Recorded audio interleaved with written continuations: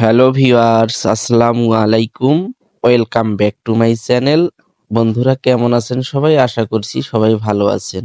আজকে আপনাদের সঙ্গে শেয়ার করব দুর্দান্ত স্বাদের মুড়ি তেলানি রেসিপি। যারা মুড়ি খেতে পছন্দ করেন না তাদের জন্য এই রেসিপিটি খুব কাজে লাগবে। মুড়ি তেলানির জন্য এখানে একটি মরিচ কুচি করে কেটে নিয়েছি, আদা নিয়েছি এবং নিয়েছি পেঁয়াজ কুচি, মুড়ি, লবণ, ঘি এবং চিনি।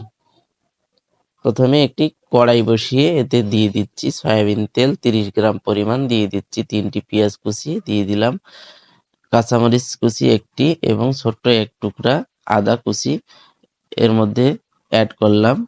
নেড়েচেড়ে পেঁয়াজটাকে বাদামি কালার হওয়া পর্যন্ত ভেজে নিতে হবে। দেখুন বাদামি কালার হয়ে এসেছে। এখন এর মধ্যে আমি মুড়িগুলোকে অ্যাড করব। দেখুন মুড়িগুলো অ্যাড করে দিলাম। দেওয়ার পর আবারও কিছুক্ষণ নেড়েচেড়ে নিতে হবে। এখানে আমি 100 গ্রাম পরিমাণ মুড়ি দিয়ে দিলাম। দেওয়ার পর ভালোভাবে নেড়েচেড়ে নিচ্ছি। এরপরে এখানে অ্যাড করে দিব চিনি। এখানে 2 চামচ পরিমাণ চিনি আমি অ্যাড করব।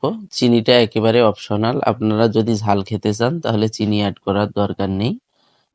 চিনি দেওয়ার পর একটু নেড়েচেড়ে আবারও এখানে অ্যাড করে দিব স্বাদ মতো লবণ। দেখুন আমি স্বাদ মতো লবণ অ্যাড করতেছি। লবণ দেওয়ার পর সবার শেষে এখানে হাফ চামচ পরিমাণ ঘি অ্যাড করে দিলাম। ঘি দেওয়ার পর নেড়েচেড়ে মুড়িটাকে নামিয়ে নিব। দেখুন তৈরি হয়ে গেল আজকের মুড়ি তেলানির রেসিপি। রেসিপিটি কেমন হলো অবশ্যই কমেন্ট করে জানাবেন।